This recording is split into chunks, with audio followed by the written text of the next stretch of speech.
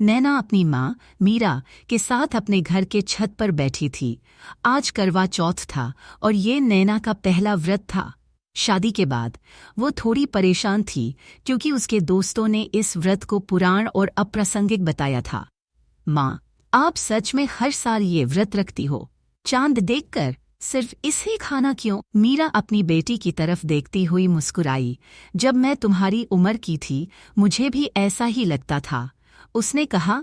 लेकिन ये सिर्फ एक व्रत नहीं है, ये अपने प्यार और अपने रिश्ते को सेलिब्रेट करने का एक तरीका है। हमारे जमाने में ये एक रिवाज था, लेकिन आज के दिन ये एक रिमाइंडर है कि हम अपनी व्यस्त जिंदगी में भी अपने रिश्ते को वक्त दें।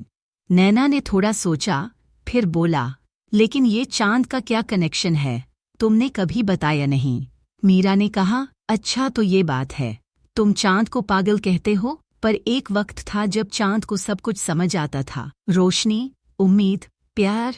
चांद हमेशा से रात को रोशन करता था और शायद इसी के लिए हम चांद का इंतजार करते हैं। हमें याद दिलाता है कि चाहे रात कितनी भी अंधेरी हो, एक रोशनी जरूर होती है। नैना ने मुस्कुराकर अपनी माँ की बात सुनी।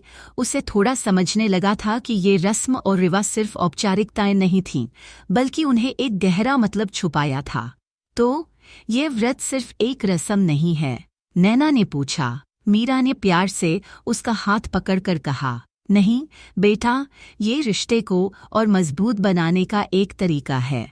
हम सब अपनी जिंदगी में इतने बिजी हो जाते हैं कि कभी कभी हमें याद ही नहीं रहता कि हम अपने प्यार को पोषित करते हैं।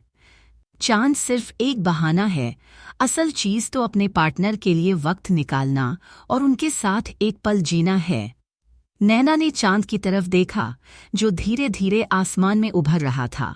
उसने सोचा, शायद इस बार चांद कुछ अलग ही बात कह रहा था, एक नई शुरुआत, एक नई नजरिए के साथ।